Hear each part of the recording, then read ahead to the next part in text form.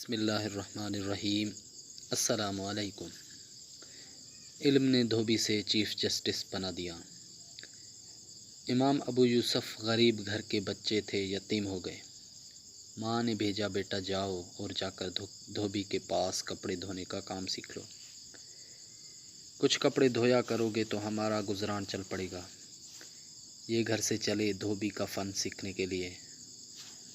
اللہ تعالیٰ کی شان، امام اعظم ابو حنیفہ کا درس ہو رہا تھا۔ درس میں بیٹھ گئے۔ درس کچھ اچھا لگا، لوگ اٹھ کر چلے گئے۔ یہ تھوڑی دیر بیٹھ کر سوچتے رہے۔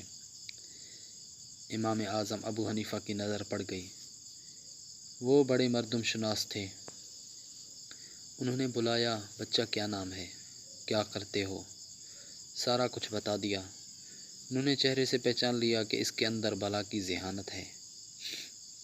فرمانے لگے کہ جتنا تجھے دھوبی دے گا اتنا میں تجھے دے دیا کروں گا، تو روز آ کر یہاں میرے پاس درس پڑھا کر۔ یہ راضی ہو گئے۔ کچھ ان کا اپنا بھی جی چاہ رہا تھا قرآن و حدیث پڑھنے کو، اور اوپر سے جو ماں کا مسئلہ تھا وہ بھی حل ہو گیا۔ چنانچہ امام صاحب حساب سے ان کو کچھ دیتے تھے، یہ آگے والدہ کو دیتے۔ اس طرح پڑھتے رہے، حتیٰ کہ پڑھتے پڑھتے یہ امام ابو یوسف بن گئے۔ بہت سی حدیث کے حافظ تھے، ان کو کثیر الحدیث عالم کہا گیا ہے۔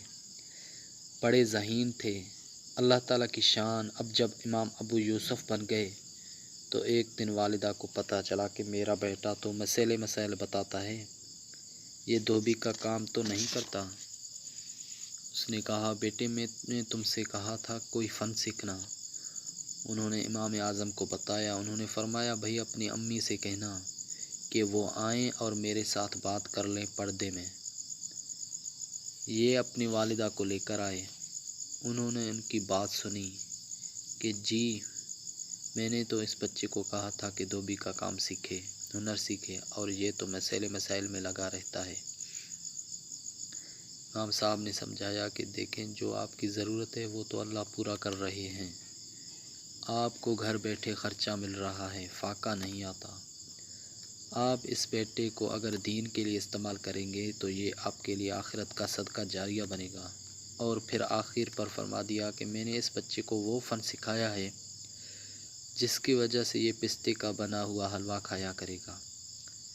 ماں سمجھی کہ شاید استاد صاحب نے میری مذاق کی ہے، چپ ہو گئی۔ اللہ تعالیٰ کی شان کے کچھ عرصہ کے بعد وقت کے بادشاہ نے یہ کہا کہ حکومت کو چیف جسٹس کی ضرورت ہے۔ اس نے امام اعظم کو بنانے کی کوشش کی۔ امام اعظم بنتے نہیں تھے، چونکہ وہ تدوین فقہ میں لگے ہوئے تھے۔ انہوں نے صاف انکار کر دیا۔ اس نے کہا، اچھا جی کوئی اور بندہ دے دو۔ تو انہوں نے امام ابو یوسف کو دے دیا۔ چنانچہ پوری اسلامی دنیا کے اکیلے چیف جسٹس تھے۔ باقی جتنے چیف جسٹس تھے اسلامی دنیا کے، سب ان کے نیچے تھے۔ تو اب آپ سوچئے کہ سپریم کورٹ کا جو چیف جسٹس بنے اس کی ویلیو کیا ہوتی ہے۔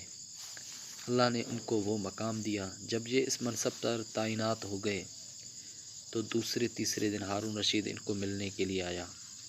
تو ہارون رشید نے کچھ بات چیت کے بعد ان کے سامنے ایک برتن بڑھایا۔ انہوں نے پوچھا، اس میں کیا ہے؟